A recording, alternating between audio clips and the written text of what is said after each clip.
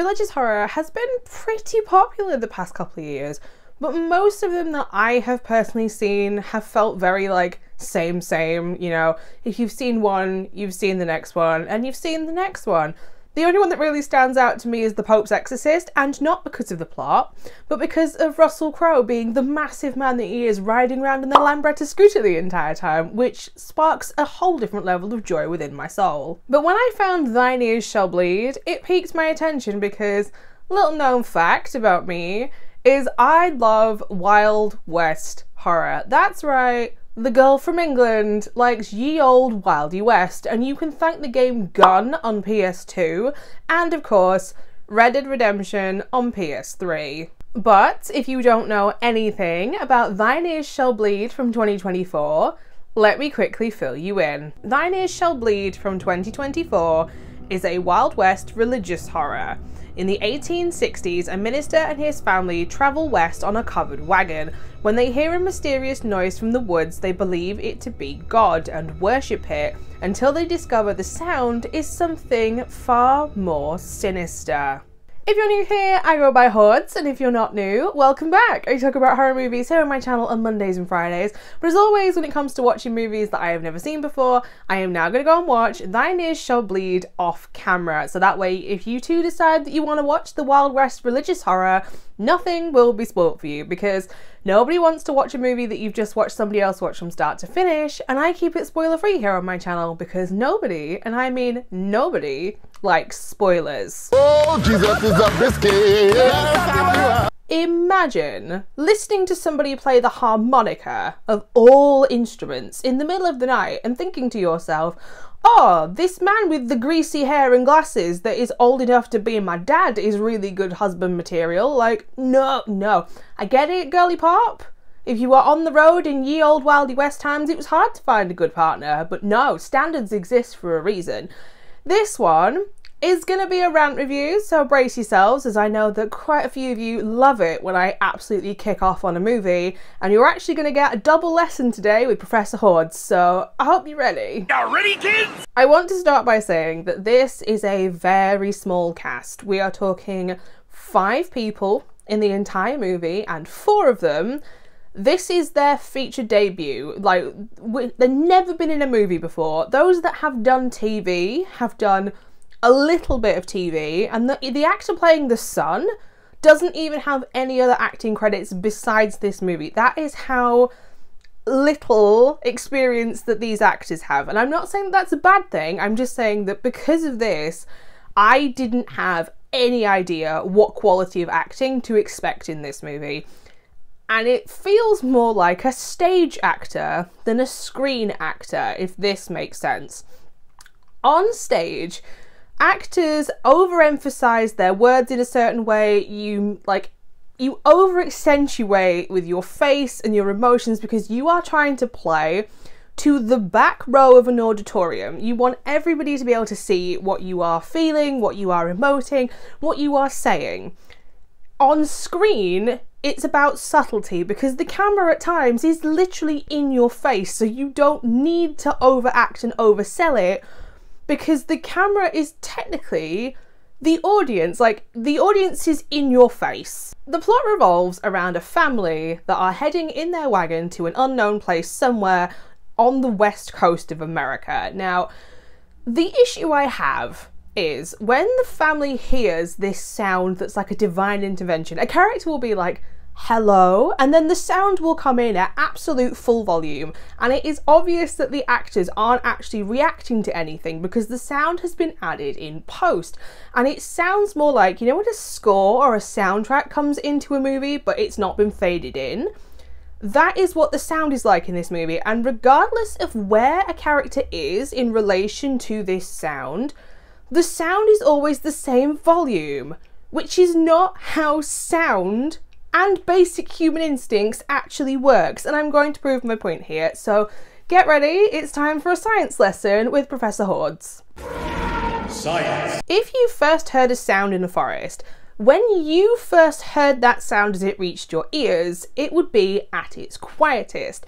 Sound is actually created using vibrations, and these vibrations travel through mediums such as the air or water in forms of sound waves, and a sound wave is a type of energy.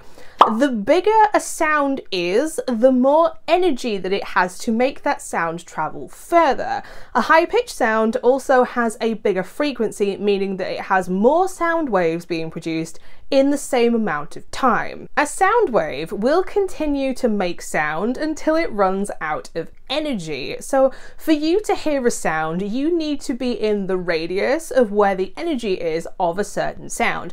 Now, if you hear a sound and it is incredibly loud, it means that either A, you are producing the sound, or B, the thing that is producing that sound is right next to you and moving along with you. What I'm nicely saying is, it would make far more sense to have our characters first hear this divine angelic noise on a much quieter level, because that way they are drawn towards it to find out what the sound is. Humans have a built-in instinct of fight, flight, or freeze, and if you hear something quiet, you are more likely to go and investigate it. If an incredibly loud sound happens next to you, you are more likely to run away from it. I get that this sound is supposed to be like angelic and divine, but I guarantee that if you heard this noise right next to you, even if you are religious, your first thought would not be, this is angelic and welcoming. Your thought would be, this is threatening and the end of days are upon us, because loud sounds are threatening. The lesson is over. Later on in the movie though, the sound in this is so jarring, and I understand that it is that way for a reason, but if you are somebody who has an aversion to really loud, high-pitched sounds like myself, you are not going to enjoy the last 30 minutes of this, because thine ears shall bleed is an understatement. It will be like thine ears are ringing from the consistent high-pitched sounds. The fade to black cutouts in this are used to move the movie along, but I think that these are such a cop-out, and they got so on my nerves by the end of it, and I will explain why. They are used as a way to avoid actually showing the audience that something has happened, and I'm going to try and explain this without going into big spoilers. There is a scene in this where the son who is blind and the daughter are having a conversation around the campfire. It then fades to black, and the next day the son suddenly has his eyesight.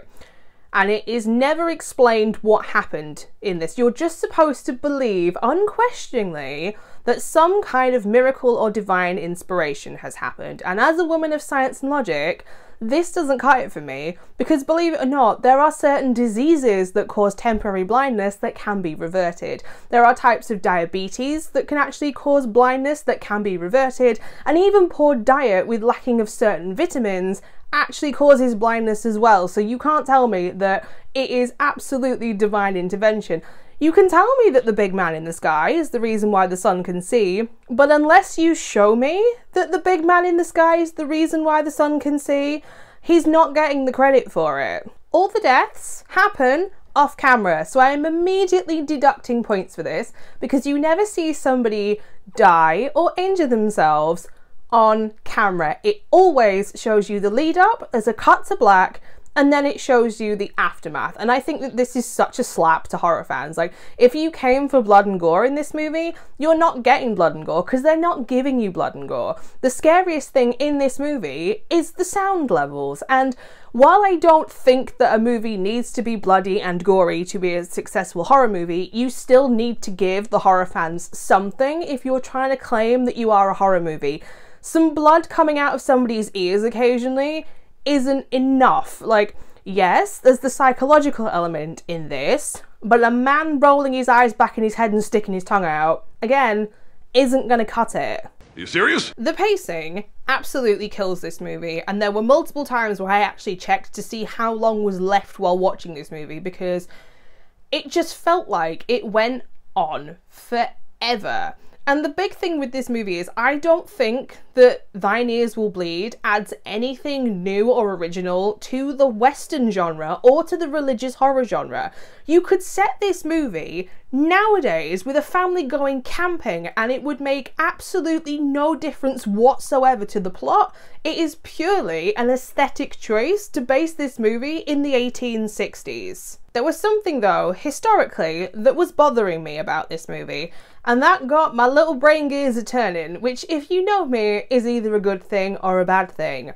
There is a part of this movie that revolves around a certain demonic symbol, and I decided that I was going to look into this because a big pet peeve of mine is when movies are factually incorrect, and that could simply have been fixed by a Google search or by reading a book. So, because I'm petty and I had time today, it is time for a history lesson with Professor Hordes. Not another one? At one point in this movie, the father draws a pentacle and says that this is going to be the new symbol for his church. If you don't know, a pentacle is a pentagram within a circle, and as I've said, this movie takes place in the 1860s. Before the Catholic Church or the Christian faith decided to adopt the cross as the symbol for Jesus Christ, the pentagram was the symbol that was used, as the 5 points were considered to represent the wounds of Jesus Christ during his crucifixion. So this symbol is actually widely seen on religious buildings around the world and on churches within the United States that were built around the same time as this movie. So you can't tell me that this wasn't a symbol that everybody would have already been aware of. It wasn't until 1855 when Elias Levi, a former French priest who in his mid-20s left the Catholic religion and became an occultist, wrote in his book The Dogma of High Magic that the pentagram, when flipped upside down, was actually to be considered a demonic symbol. This book that he wrote was not actually translated into a different language until 1897. So what I'm saying is, this family would not have the association that the pentagram is a demonic symbol at this moment in time, as you would be relying on somebody reading the original source material in French and then using word of mouth to use the telegram system to spread it within the United States. On top of this, between 1820 and 1870, so the last 10 years of this time period, less than 250,000 people from France had actually travelled to America and stayed there. Most of them came with the early gold rush era, meaning there is even less chance of somebody reading this book in French to begin with. These people mostly stayed in areas as well like New York, Massachusetts and New Hampshire. They were not in the Midwest like this family is travelling from. If this movie was set in 1900, however, we wouldn't be having this discussion, as that book was then suddenly published in English and more people suddenly discovered that they shouldn't be using the pentagram symbol because it was considered demonic by a man who claimed to be an occultist. Changing the time period in this movie would have made no difference to the plot whatsoever, but changes absolutely everything to do with the meaning of the pentagram within this movie. Scooby-Doo, take note. And all of this information I found out in simply a 30-minute Google search.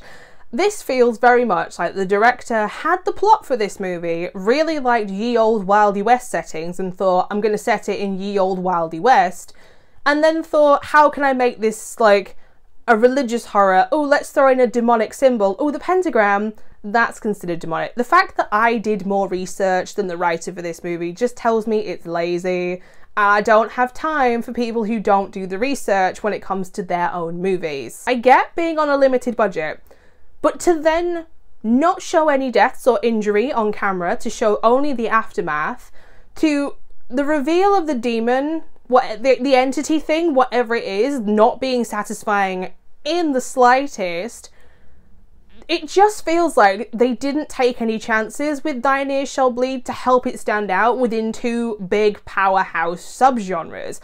In the end, I am actually going to give Thine Ears Shall Bleed from 2021 a 1.5 out of 5 stars because visually it is a pretty movie to look at, but I need more than just a visually pretty movie. It doesn't do anything to help it stand out, and it didn't do anything to push itself, to help itself stand out within the genre. And if you are still here by the end of me ranting about this one, thank you so much. I understand that this one is going to be a long video. So there you have it, my initial thoughts, my review, and my history and science lesson that go along with Thine Ears Shall Bleed from 2024. If you have also seen this movie, I would love to know what your thoughts and opinions are on it down in the comments section down below. And if you are interested in watching this one, I will leave a link to justwatch.com like I always do in my description bar, so you can find out where it is streaming in your country. If you would like to know where else you can find me though, I am also over on Instagram and Letterboxd at HordesOfHorror, where I've watched over 170 horror movies so far this year, so there is plenty that I haven't spoken about, even right here on YouTube. But speaking of YouTube, I will be back on Friday with another solo review, and this time I swear it's not going to be a rant-filled one full of history and science lessons, because I'm going back to the 80s because I need some cheese after this one. So what it will be, no idea, but keep your eyes open for my community page if you wish to find out in advance. So until next time, bye.